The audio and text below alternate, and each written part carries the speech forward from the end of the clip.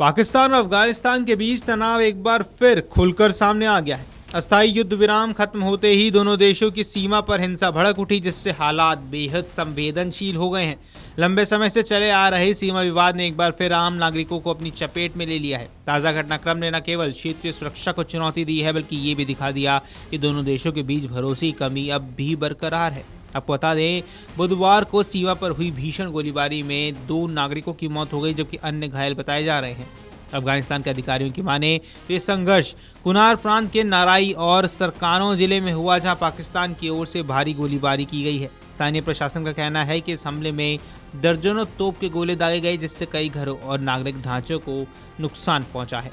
अफगानिस्तान के सूचना विभाग के अधिकारी जियाउर रहमान स्पिंगर ने इस घटना की पुष्टि करते हुए कहा कि पाकिस्तान की ओर से गोलीबारी ने आम लोगों की जिंदगी को खतरे में डाल दिया है।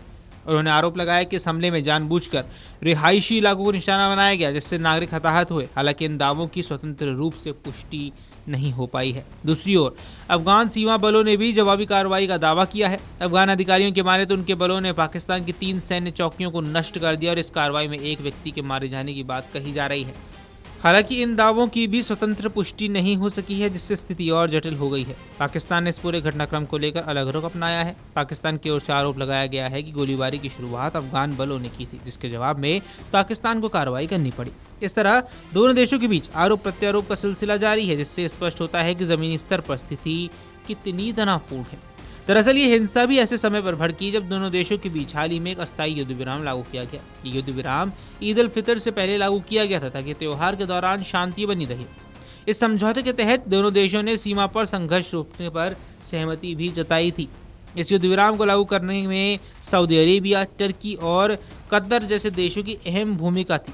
इन देशों ने दोनों पक्षों से संयम बरतने और शांति बनाए रखने की अपील की थी। हालांकि ये युद्ध विराम ज़्यादा समय नहीं टिक सका और ईद के बाद हालात एक बार फिर से बिगड़ गए।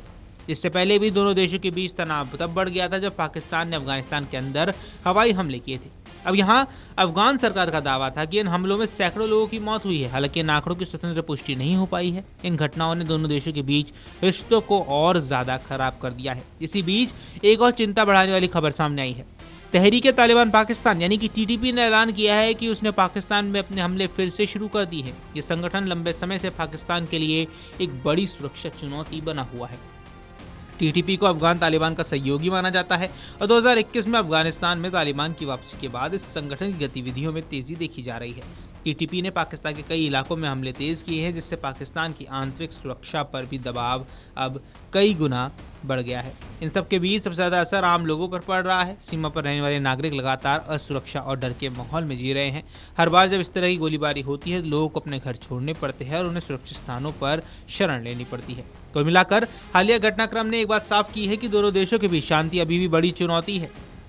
अस्थायी युद्ध विराम भले ही कुछ समय के लिए राहत दे सकता है, लेकिन स्थायी शांति के लिए दोनों पक्षों का आपसी विश्वास बढ़ाने और ठोस कदम उठाने की जरूरत है। वीडियो डेस्क अमर उजाला.com। अगर आप ये वीडियो YouTube पर देख रहे हैं तो हमारे चैनल को सब्सक्राइब कर बेल आइकन दबाएं और Facebook पर देख रहे हैं तो हमारे पेज को लाइक करें।